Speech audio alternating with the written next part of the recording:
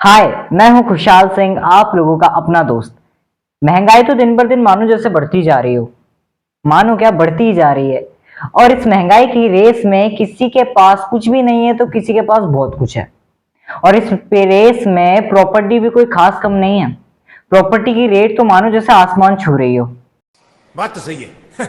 दौड़ना तो पड़ता तो आज इस वीडियो में हम यही बात करेंगे कि आखिर हम ऐसे कौन सी जगह को सेलेक्ट करें। हम ऐसे कुछ स्टेट को सेलेक्ट करेंगे और उनके वहां से जो फैक्टर है, उनके ग्रो फैक्टर, उनको देखेंगे। और उसको देखते देखते हम और भी ज्यादा स्टेट में क्या हम इन्वेस्ट कर सकते हैं, ये भी देखेंगे। तो चलिए स्टार्ट करते हैं।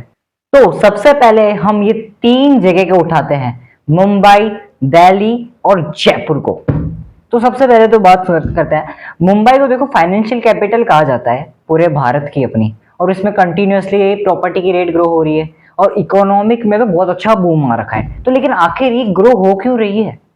सबसे पहला, इन तीनों से स्टेट में एक फैक्टर कॉमन है, लैंड लिमिटेशन। देखो, लैंड लिमिटेड ही है। ऐसी कोई ऐसी कंपनी, ऐसी कोई ऐसी फैक्ट्री नहीं है जो लैंड का प्रोडक्शन करे। और जब अपन जानते हैं, जब सप्लाई कम हो जाती है और जब डिमांड ज्यादा बढ़ती है तो प्राइस अपने आप ही शूट अप मारता है। समझ रहे हैं आपने मेरी बात को? क्योंकि देखो, जो लैंड होती है उसकी आवश्यकता हर एक इंसान को होती है। आज आपके बच्चे होंगे तो उसके बच्चे के बच्चे होंगे, क्यों क्या उनको भी आवश्यकताएं बढ़ेगी, उनके लिए भी उनको भी अपना करना पड़ेगा। तो दैट्स वाई एक फैक्टर तो ये हो गया कि हमारे पास लैंड बहुत ज्यादा लिमिटेड ही है, अनलिमिटेड नहीं है इस वजह से। दूसरा, पॉपुलेशन का बढ़ना। देखो, अभी मैंने जैसे बताया, जैसे आपके बच्चे के बच्चे उसके बच्चे होंगे, तो क्या हो रहा है, पॉपुलेशन ग्रो हो रही है और पॉपुलेशन ग्रो के साथ साथ उनकी डिमांड बढ़ रही है। और डिमांड बढ़ रही है, आवश्यकताएं बढ़ रही है, तो वो लैंड का प्राइस भी वहां पर भी शूट हो रहा है। तीसरा, इंफ्रास्ट्रक्चर डेवलपमेंट। देखो, अगर इन तीन जो स्टेट हैं जो अपन ने उठाए हैं, दिल्ली, मुंबई और जयपुर, तो आखिर इनमें एक ऐसी चीज है जैसे इंफ्रास्ट्रक्चर का डेवलपमेंट इनमें बहुत ही ज्यादा जोरों शोरों से हो रहा है और इनमें तो थोड़ा बहुत हो भी चुका। तो आखिर उनको देखते हुए, जैसे मान लो फॉर एग्जांपल एक विला या फिर आपने एक टाउनशिप देखी, वो टाउनशिप आपको अट्रैक्ट कर रही है, उसमें आपको सर्विसेज मिल रही है, उसमें आपको फैसिलिटीज मिल रही है, उसका इंफ्रास्ट्रक्चर इतना बढ़िया है, मतलब पब्लिक को देखते हुए मतलब पब्लिक उसको देखते अट्रैक्ट हो रही है। तो वहां पे क्या हो रहा है, वहां पे उसका इंफ्रास्ट्रक्चर दिख रहा है। इंफ्रास्ट्रक्चर जैसे बड़ी बड़ी बिल्डिंगें होना, इंफ्रास्ट्रक्चर का अच्छा होना भी एक अच्छा फैक्टर होता है किसी भी जगह के ग्रो होने के लिए।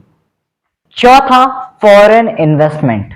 बाहर के कई लोग, बाहर की कई कंपनियां इन स्टेट में और इन सिटीज में इन्वेस्ट कर रही है, तो दैट्स वाई इनकी जो प्राइस है और इकोनॉमिक में बहुत ज्यादा अंतर आ जाता है, मतलब बहुत ज्यादा ये ऊपर हो जाती है। लेकिन यार खुशहाल भाई, मेरे पास तो पैसा तो बहुत कम है और मैं चाहता हूं कि मैं जमीन में इन्वेस्ट करूं।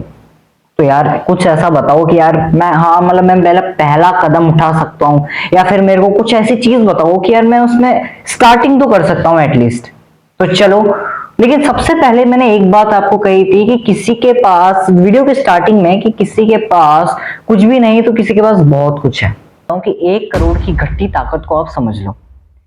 देखो, आज से 10 साल पहले 1 करोड़ की कीमत मात्र 50 लाख रुपए रह जाएगी, और 15 साल बाद 36 लाख, और उसके 20 साल बाद मात्र 25 लाख रुपए रह जाएगी।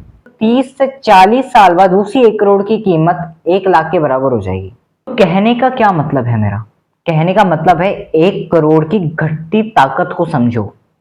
जिस तरीके से 1 करोड़ की पावर में घटाव आ रहा है, जिस तरीके से चीजें महंगी हो रही इन्फ्लेशन के कारण, लेकिन आखिर हम इनमें करें क्या? सोना, चांदी और जमीनों में इन्वेस्ट करो, ये आपको इन्फ्लेशन के असर से बचाएगा। तो आपका जितना पैसा होगा, मतलब इन्वेस्ट करो, कहीं ना कहीं इन्वेस्ट करो भाई। अमीर लोगों की पॉलिसी होती है, तो इन्वेस्ट करो, एसेट्स खरीदो और उनका यूज करो। पर यार खुशहाल, मेरे पास तो बिल्कुल भी पैसा नहीं है, मैं क्या करूं? तो रुको, एक बार के लिए आप मान लो छोटा खरीद लो, छोटा खरीद लो। मैं छोटा खरीदने के लिए बोल रहा हूँ यार, मेरे पास तो 1 रुपया ही नहीं है, मैं तो क्या ही खरीदूंगा यार। देखो, कुछ ऐसी बातें होती है, लेकिन आपको बिना पैसे के तो दुनिया नहीं चलती। आपको कुछ ना कुछ अपने पास में जमा पूंजी रखनी ही पड़ेगी। अगर मान लो आप अपना प्लॉट खरीदना चाहते हो, खैर उसके रास्ते तो बहुत है। जैसे आप मान लो लोन खरीदते हो, लोन लेते हो, सॉरी, लोन लेते हो बैंक से। तो हमारे क्या होता है, जैसे जेडी अप्रूव्ड होता है, जैसे मैं जयपुर से बिलोंग करता हूँ, तो हमारे यहाँ पे जेडीए से अप्रूव्ड होती है प्रॉपर्टीज। तो उस प्रॉपर्टी में क्या होता है, हमको 70 से लेके 90% तक का लोन मिलता है, सिर्फ जेडी के, अगर आप जेडी का खरीदते हो तो। ठीक है, अलग अलग स्टेट की अपने अलग अलग होती है। और अगर मान लो आप एक बार में थोड़ा बड़ा नहीं खरीद सकते तो आप थोड़ा छोटा खरीद लो।